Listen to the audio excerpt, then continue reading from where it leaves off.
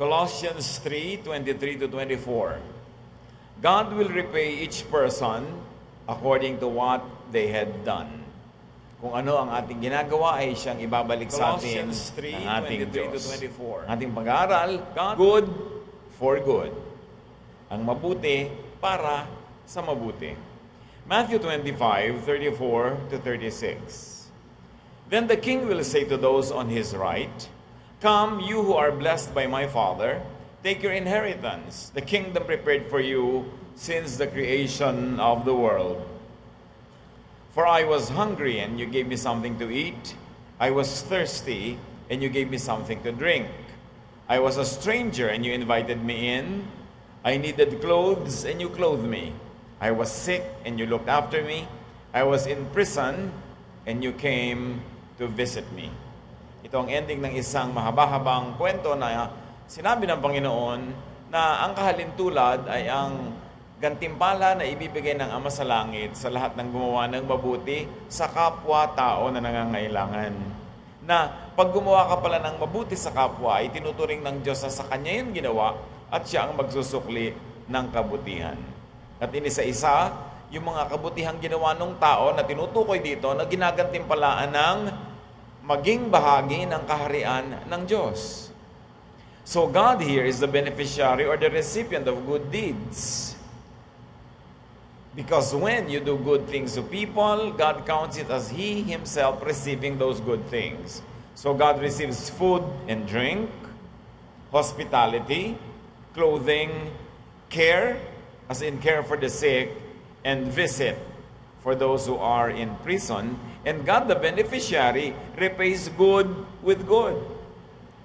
He pays good with the kingdom of God. At kung ito lamang ang pagbabasihan, kung ano ang itinuro ni Jesus, kung paano ang tao ay nakakasama sa kaharian ng Diyos, ay napakalinaw dito na sinasabing gumawa ka ng mabuti sa iyong kapwa.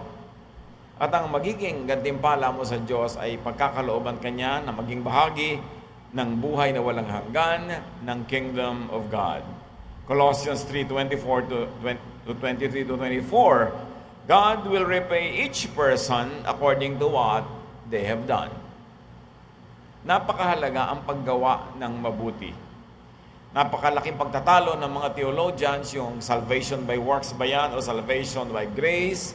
But whatever your stand is, and there seems to be verses that would support both stands, malinaw ang mga itinuturo ni Jesus, at least sa verses na pinag-aaralan natin ngayon, napakahalaga ng paggawa ng mabuti dahil ito'y sinusuklian ng Diyos ng kabutihan, kagandahang loob, kasama na ang kingdom of God. God rewards good for good. And that we should imitate God and Jesus in rewarding good deeds, in rewarding doers of good. Ephesians 5:1, follow God's example.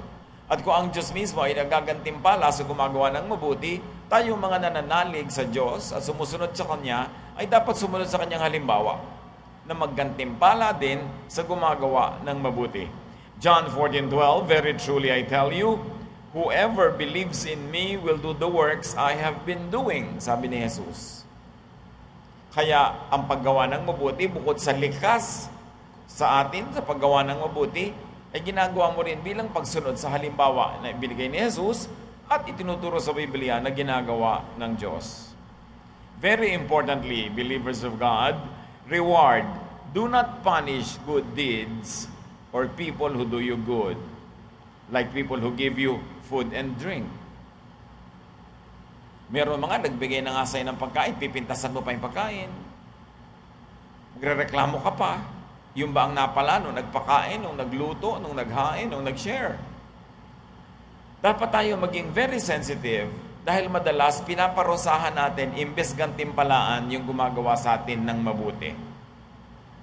Kaya pinakamadalas na nasasaktan natin ay ang ating sariling asawa, anak, magulang, kapatid, kasama sa bahay, katrabaho. Yung gumagawa sa atin ng mabuti, madalas ang nasusukli natin sa kanya hindi mabuti. Sometimes we get too familiar with people that we feel entitled to receive good things from them, that we no longer are thankful. In fact, we become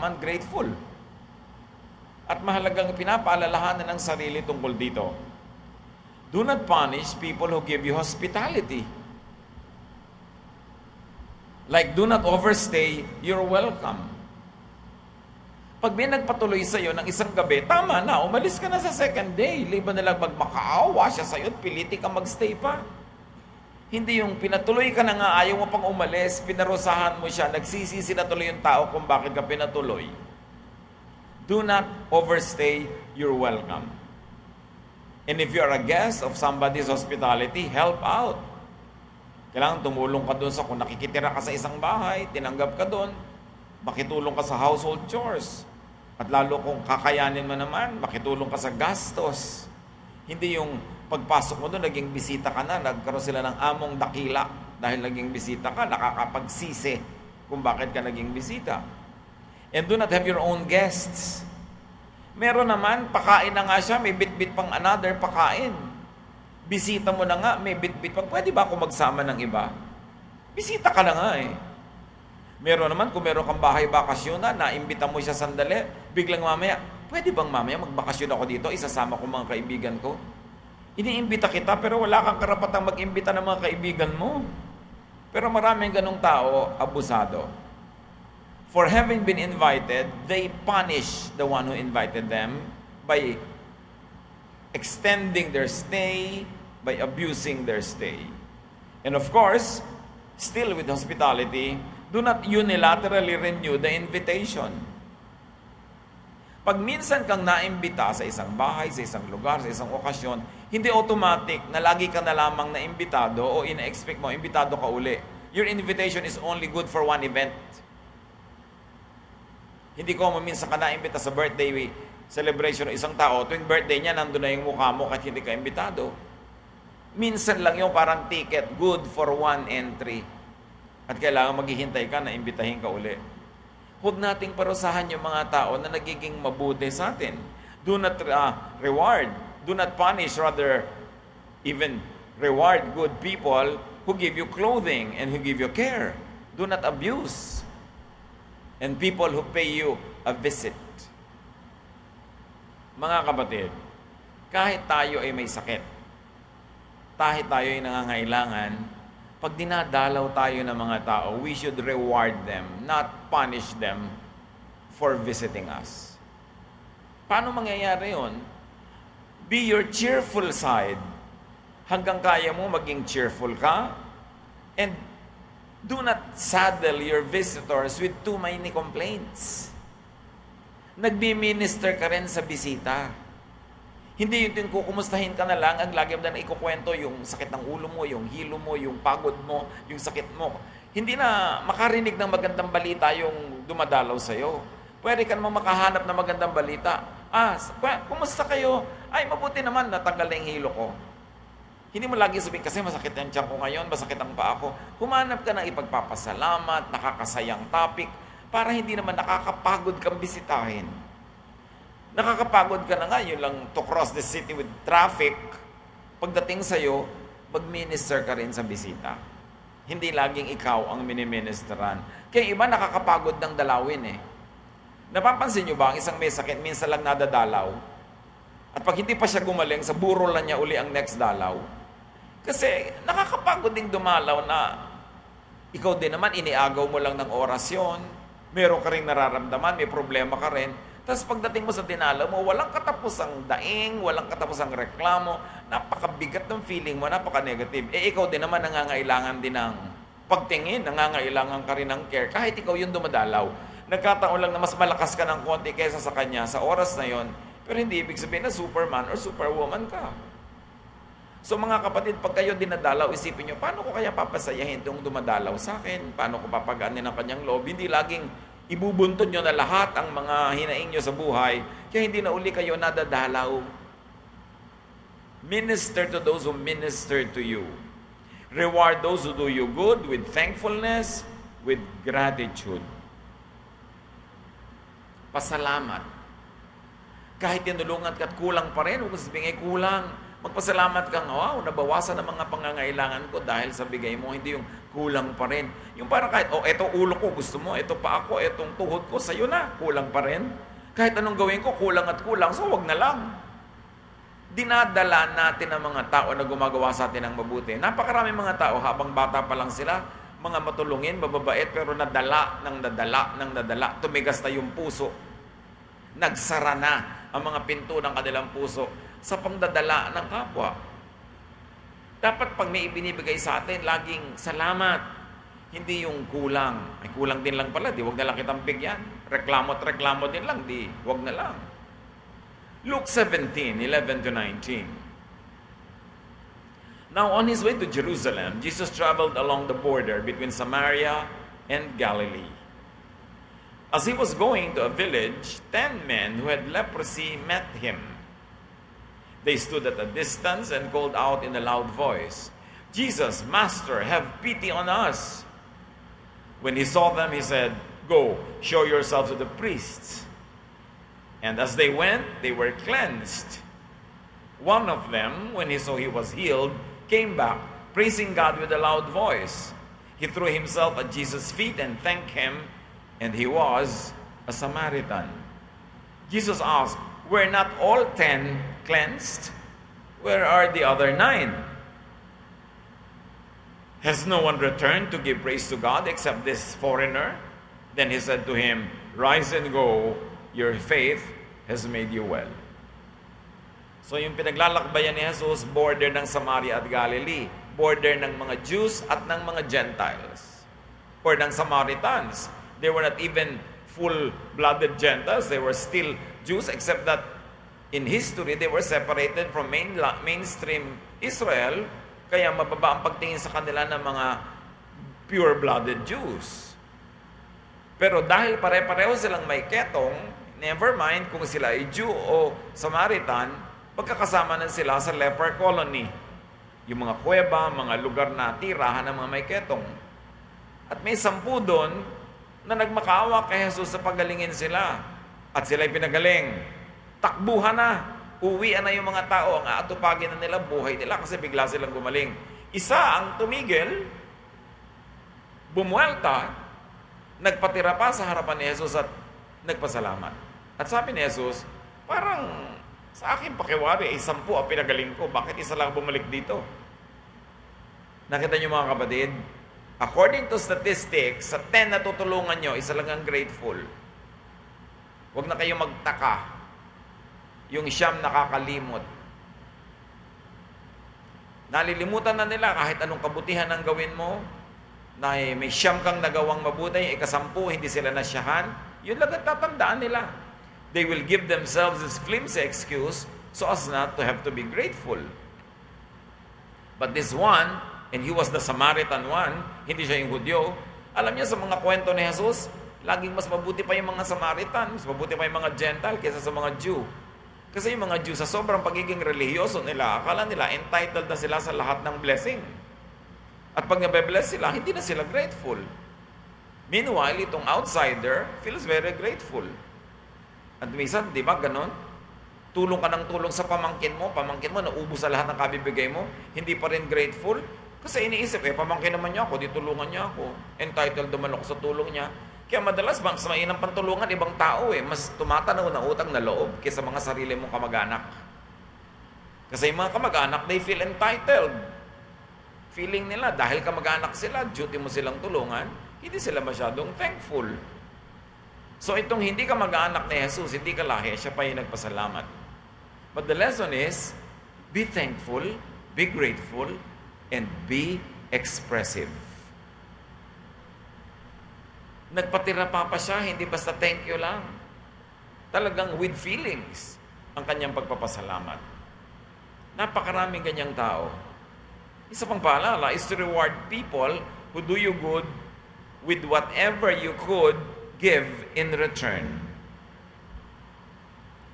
Kahit ikaw yung recipient, ikaw yung tinulungan, hindi ka pwedeng ma-zero ng pwedeng isukli. Meron at meron kang pwedeng isukli sa kabutihan na ginagawa sa iyo. Hindi sapat na thank you na lang kung meron ka naman pwedeng gawin either service or something nice or something good or whatever. Laging may token ng pasalamat so that you don't end the cycle of giving, receiving. Because when you receive and you give back. You give back thanksgiving, gratitude, and a gift. Papaandarin mo uli yung makinarya para mag-give siya uli sa'yo, nagbigay ka uli. Non-stop yung cycle of giving. Pero pag binigyan ka, tinanggap mo, wala ka nang ginawa, tapos na, wala nang interaction. Hindi na tuloy-tuloy yung cycles of blessing. Acts 16:13-15, we sat down and talked with the women who came. One of them was Lydia, who sold expensive purple cloth. Then, after she and her family were baptized, she kept on begging us, if you think I really do have faith in the Lord, come, stay in my home. Finally, we accepted her invitation. Ito yung babae na tumanggap sa Panginoon, tumanggap ng bautismo, at bilang ganti, naging hospitable naman siya. Ipinagpilitan niya na sa bahay niya magtira yung mga missionaries. Nagawan siya ng mabuti, nadalan siya ng salita ng Diyos, nakatanggap siya ng katotohanan, at siya ay nakatanggap ng bautismo. Ang ganti naman niya, iba, i-house niya, papakainin niya, aalagaan niya yung mga tao kasi hindi naman uso yun ng mga hotel nung araw. Napakahalaga yung ministry of hospitality. So she received something from the men of God. She gave back something. Galatians 6:6, share every good thing you have with anyone who teaches you what God has said. The other versions say, he who is taught should share all good things with the teacher. At yun ang ginawa ni Lydia. Importante yan. Hindi lang thank you ng thank you. Hindi ka pwedeng ma-zero ng pwede mong pangsukli. Hindi bayad yon, sukli yon. At kung isipin mo, parang pangati. Kung kayo ay lumaki sa probinsya, may mga pugad ng manok. Pag nangitlog ang manok, pwede mong kunin, pero magtitira ka ng isa. Kasi pag kinuha mo lahat yung itlog, pagbalik ng inahin, nagtatampo siya, hindi na siya uli mangingitlog. Ang tawag doon, pangati. Dapat merong ganon. Kahit na yung poso, nung araw, pagkabi, ginagaod mo yung mga poso, kailangan salubungin mo ng tubig para may lumabas. Ganon din ang giving. Kailangan may ibigay ka para may lumabas. Kailangan may itira ka doon para magitlog uli yung manok. Hindi yung nung dumating ka, kinuha mo lahat. Wala nang natira para doon sa manok. Every good and godly person must leave something on the table for the other man or other woman. Kaya kung ikaw ay counselee, magpapa-counsel ka sa advisor, sa counselor, lalo yung mga spiritual counselors na hindi naman naniningil, walang professional fee, aba, magdala ka man lang kahit singkamas, kahit butong pakwan, mag-gift ka naman sa kanya kahit ano. Hindi yun bayad. Gift yun. Kasi ang kabutihan ay sinusuklian ng kabutihan din. Pagka nagpunta ka nga sa psychiatrist, ang mahal-mahal ang bayad eh. Bakit pagka kapwa mo mananampalataya at spiritual counselor, tinitiway-tiway mo na lang? Dapat yung mga umaattend kayo ng Bible study, may nagtuturo doon, naghahanda yun ng lesson, nagpe-prepare, magbigay naman kayo ng konsuelo. Kung ano man yung meron kayo, pupunta kayo sa Bible study, magdala man lang kayo ng merienda. O abutan nyo man lang siya ng kung ano. Halimbawa, round the world ticket. Kung ano man yung meron kayo dyan, kailangan ginagawa natin yun. Hindi yun binibili mo yung service niya. Ganon ang mga makadiyos na tao. You are always continuing the cycle of giving. Nagpapapray ka, ipinapanalangin ka, magbigay ka naman ng kahit anong man lang na token, ilibre mo man lang siya kahit taho. Yung mayroon naman siyang konsuelo para lalo siyang ganahan at lalong lumakas ang loob niya sa paggawa ng mabuti. Reward those who do you good with protection from abuse or harm by others. Halimbawa, may nagpautang sa inyo, huwag nyo na ipamalita kasi uutangan din siya ng iba. Pag may tumulong sa inyo, nagbigay, huwag nyo na ipagkalat kasi lalo lang siyang puputaktihin ng mga manghihingi. Protect people who do you good. Kung minsan, iniligtas ka niya sa isang masama, binigyan ka ng advice. Ibibisto mo pa na siya ang nag-advise. Napapahamak pa siya kuminsan. Mark 1:40-45, a man with leprosy came to Jesus and knelt down. He begged, "You have the power to make me well, if only you wanted to." Jesus felt sorry for the man, so he put his hand on him and said, I want to. Now you are well. At once the man's leprosy disappeared, and he was well. After Jesus strictly warned the man, he sent him on his way. He said, don't tell anyone about this. Just go and show the priest that you are well. Then take the gift to the temple as Moses commanded, and everyone will know that you have been healed. The man talked about it so much and told so many people that Jesus could no longer go openly into a town. He had to stay away from the towns, but people still came to him from everywhere. Ito, ginawa na ng mabuti, pinagaling. Sabi ni Jesus, huwag mo nang ipagmakaingay, ha? Huwag mo nang ipamalita na pinagaling kita. Kung ano man ang dahilan ng Panginoon, di niya in-explain. Pero itong pinagaling, lalong ipinagdaldal ko kani-kanino na pinagaling siya ni Jesus. Ang naging bunga, nakainitan siya ng mga priest, gusto siyang ipadakip, at tapos yung mga tao nagkakagulo sa kanya, hindi naman gusto ni Jesus sa pagkaguluhan lang siya para sa pagpapagaling.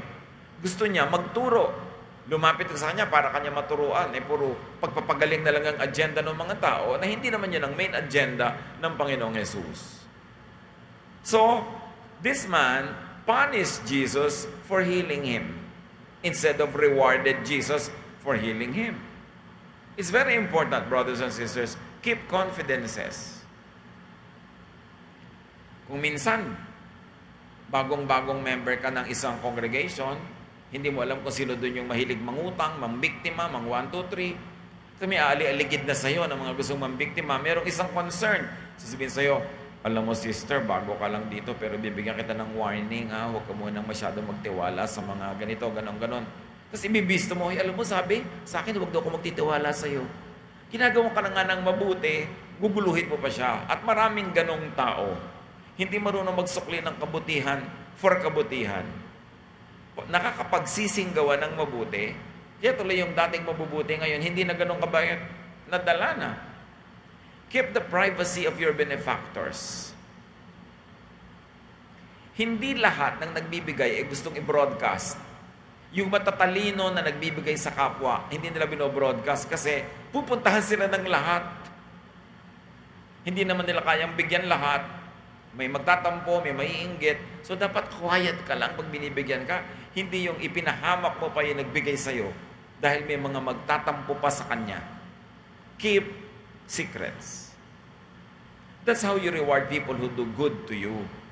Meron naman, pinapunta ka na nga sa bahay niya, kinupkup ka, tapos yung mata mo naninindahan, nagsa-shopping ng machichismis. At pagbaba mo sa bahay niya, wala kang gagawin kundi ipamalita sa lahat ng nalaman mo mga sikreto niya doon. Dapat hindi ka talaga pinapasok sa bahay niya. Ganun ang mga tao. Maghihingi ng trabaho, ipapasok mo ng trabaho kung kaninong kilala mo. Tapos pagka nandun, ikaw ang ichichismis, o yung pinagtatrabahuhan niya, ichichismis siya kung kani-kanino. Hindi marunong gumawa ng mabuti bilang sukli sa kabutihan. Kaya napakahirap yung mag-recommend. Merong nangangailangan ng trabahador, may nangangailangan ng trabaho, ikaw mag-recommend. Mamaya parehong yung dalawang yun, ikaw ang sinisisi. Yung pinagpasukan mo naman sa akin, walang kwenta. O kaya yung ipinasok mo naman sa akin, walang kwenta. Kaya yung matatalinong tao, hindi nagre-recommend. Dahil ang ending, sila sumasabit. Ito yung magkakagalit yung employer at employee, nasa gitna sila, tahimik na buhay nila, kinakaladkad. Why? They are being punished for doing something good. That is ungodly because God's justice requires that you reward those who do good. So do not punish those who do good with ingratitude, with abuse. If you borrow, return what you borrow. Pay your debt on time. Ito ang isa sa number 1 injustice sa mundo. Nangangailangan ka. Sa tindi ang oras ng iyong pangangailangan, may nagpautang sa'yo. Anong sukli? Amnesia. Yan daw pinagkaiba ng magnanakaw sa mangungutang. Yung magnanakaw, natatandaan niya ang ninakawan niya. Yung mangungutang, nalilimutan niya. Yung utang at kung kanino may utang. Ganyan ba ang paggagantimpala sa taong sumasagip sa'yo sa oras ng pangangailangan, pinautang ka, tas di mo babayaran. That is evil. O kaya hindi mo babayaran sa oras. Ay siya nga pala, ito yung 1,000 pesos na inutang ko sa'yo. 1,000. 30 years ago mo na inutang sa akin yan. Dapat yan 1,900 na ngayon kung inilagay ko sa bangko. Kung pinuhunan ko yan sa pamimili at pagtitinda ng kamatsile, 5,000 na yan. Inutang mo 30 years ago, ibabalik mo pa rin sa ganung value. That's how you reward me for doing good. Alam niyo yung mga ganung mangungutang, hindi sila umaahon sa buhay. Ang buhay nila parang kumunoy na lubog sila ng lubog kasi hindi sila ibe-bless ng Diyos. Bakit? Hindi mo binabayaran ang utang mo. Hindi mo sinusuklian ang kabutihan ng naging mabuti sa'yo. At pag nasigil ka, galit ka pa. Kidlat ang naghihintay sa'yo. Magkubli-kubli ka pagka kumukulog kidlat dahil baka ikaw ang puntahan.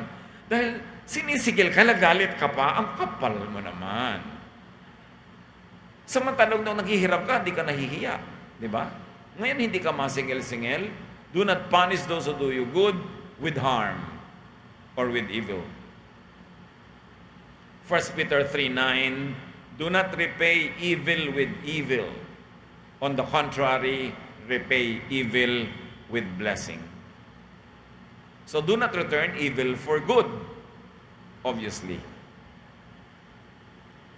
Matthew 25:21, his master replied, well done, good and faithful servant. You have been faithful with a few things. I will put you in charge of many things. Come and share your master's happiness. Nakita niyo ang gumagawa ng mabuti? Lalong ginagawa ng Diyos ng higit na mabuti, lalong umaasenso, lalong sumasagana, kaya lalo pa nilang kayang gumawa ng higit na kabutihan. At sa paggawa nila ng higit na kabutihan, mas iba yung sukli ang ibibigay sa kanila ng Diyos. It is a cycle of prosperity. Pero pag hindi ka marunong gumawa ng mabuti sa gumagawa sa iyo ng mabuti, it will be a cycle of poverty, a cycle of suffering. Because there is divine justice. Pagka hindi ka makaahon-ahon sa buhay, makahalata ka, baka kulang ka ng gratitude sa Diyos o kulang ka ng gratitude sa gumagawa sa iyo ng mabuti. At kung dumating ang panahon na wala nang tumutulong sa iyo, pag-aralan, baka nadala ang mga tao sa iyo. Hindi lang do not return evil for good, but all the more return good with and return good for good. Yung negative, mabuti na nga, sinuklian mo pa ng masama.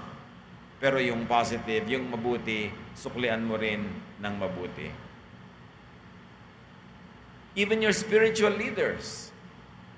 Kung ikaw ay choir, yung choir director mo, ikaw ay nasa Bible study group, yung teacher, yung counselor, yung leader, Hebrews 13:17, obey your leaders and do what they say.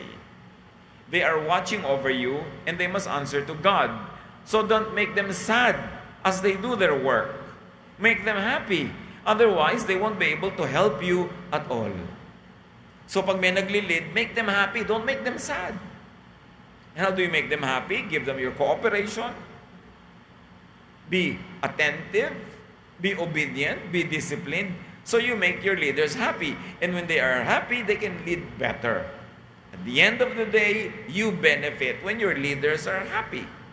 Ganon din yun. You benefit when your parents are happy, when your spouse is happy, when your brother or sister is happy. You benefit. You make people happy and you benefit. Make them sad and you lose. Kaya iba, nasa cycle of sadness ang buhay nila because they make people sad. Those same people will make them sad as well. Or even if they did not intend to make you sad, they will not be capable of making you happy. Ang ending, sad ka pa rin. You harvest what you plant. It's a basic law of nature. When you make people happy, they or other people will make you happy. When you give to people, they or other people will give to you.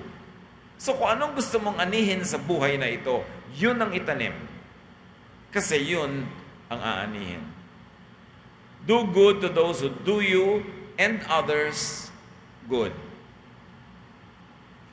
Pag nakakakita kayo ng taong gumagawa sa inyo ng mabuti o kayo gumagawa sa iba ng mabuti, encourage nyo.